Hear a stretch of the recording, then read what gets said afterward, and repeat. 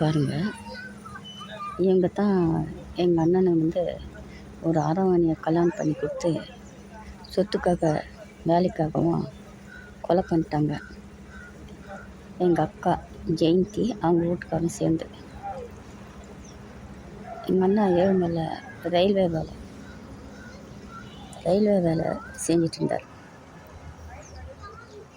சொத்துக்காக எங்கள் அப்பனையும் கொலை பண்ணது இல்லாத எங்கள் அண்ணனுக்கு ஒரு திருநங்கையை பார்த்து கல்யாணம் பண்ணி வச்சு கடைசியில் எங்கள் அண்ணனையும் கூட்டு கொலை பண்ணுறாங்க. அந்த திருநங்கையும் எங்கள் அக்காவும் ஒன்றா சேர்ந்து. எங்கள் அக்கா பேர் ஜெயந்தி, அவங்க வீட்டுக்கார் பேர் கேசவன். கடைசியில் எங்கள் அண்ணனுக்கு வந்து 2 தத்து குழந்தை எடுத்து கொடுத்து வேலைக்காகவும் சொத்துக்காகவும் அந்த திருநங்கை வச்சு கொலை பண்ணிட்டாங்க. கடைசியில் சொத்தெல்லாம் அபகரிச்சிட்டாங்க. அது மட்டும் இல்லை, எங்கள் கூட பிறந்த அக்கா ஜெயந்தி இன்னொரு அண்ணனை அவரையும் குடும்பத்தோட ஊரை விட்டு தொத்திட்டாங்க. அவருடைய சொத்தையும் அபகரிச்சிட்டாங்க. எங்கள் அக்கா ஜெயந்தியும் அவளோட புருஷன் கேசவனும். அது மட்டும் இல்லை, எனக்கு முனிசிபாலிட்டியில் வந்து வேலை கிடச்சிது.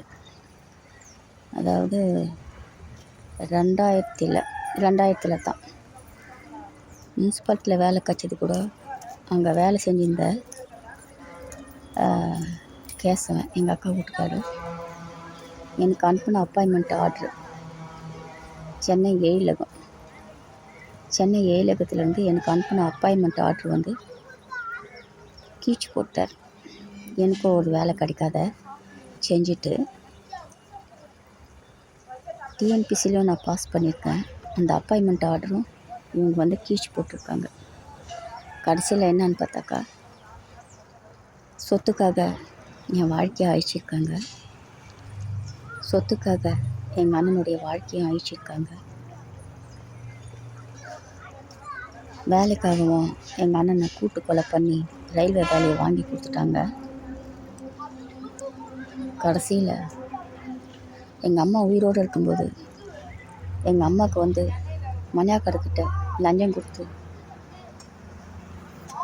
கொடுத்து செத்த சர்டிஃபிகேட்டை வாங்கிட்டாங்க. எங்கள் அம்மா உயிரோடு இருக்கும்போது 2020 தான் இது நடந்தது. அதுக்கப்புறம் எங்கள் அக்காவும் இந்த திருநங்கையும் ஒன்றா சேர்ந்து எங்கள் அம்மாவை கொலை பண்ணிட்டாங்க. ஏன்னா எங்கள் அம்மா உயிரோடு இருந்தாக்கா கேஸ் ஃபைல் ஆனாக்கா இந்த அம்மாங்க செத்த சர்டிஃபிகேட் வாங்கி தான் மகளுக்கு ரயில்வே வேலை வாங்கி கொடுத்துருக்காங்க. அது மட்டும் இல்லை, பிடிப்பு பணம் ஃபுல்லாக இந்த அம்மா அபகரிச்சிட்டாங்க. எங்கள் அம்மா ரயில்வேல வந்து சென்ட்ரல் ரயில்வே வந்து பெட்டிஷன் கொடுத்தாங்க. என் பிள்ளை செத்துட்டாரு, எனக்கு ஏதாவது படி ஆளுங்கன்னு. அங்கே போய் பெட்டிஷன் கொடுத்தாங்கன்னு சொல்லிட்டு இந்த திருநங்கையும் அவளுடைய பொண்ணு பிரியா இதுக்குடா பாருங்க, அவள் தான் 2 பேர் சேர்ந்து எங்கள் அம்மா வீட்டை தூந்து உதச்சி இடுப்பெலும்பெல்லாம் உடைச்சாங்க. நாங்கள் கல்யாணம் பண்ணிக்கணும், எங்களுக்கு யாருக்கு சொல்லு பண்ணுவாங்க. இந்த திருநங்கைக்கு வந்து அதாவது சம் அமௌண்ட் கொடுத்து சொத்தெல்லாம் அபகரிச்சிருக்காங்க. அதாவது பத்ராவதியில் எங்கள் அப்பாவை கொலை பண்ணியிருக்காங்க. அப்போவே 1970 சொத்துக்காக. அதை கொலை பண்ணது எங்கள் அக்கா ஜெயந்தி, அவங்க வீட்டுக்காரோட சொந்தக்காரங்க. கடைசியில் எங்கள் அப்பா எப்படி தப்பிச்சு வந்துட்டார். தப்பிச்சு வந்தும் விடலை. இவங்க கூலிப்படைகளை வச்சு ஜெயந்தியும் எங்கள் அக்கா கேசவனும் கூலிப்படைகளை வச்சு எங்கள் அப்பாவை கத்திர அடிச்சே கொன்னாங்க. இந்த இடம் எது தெரியுமா? பொய்கை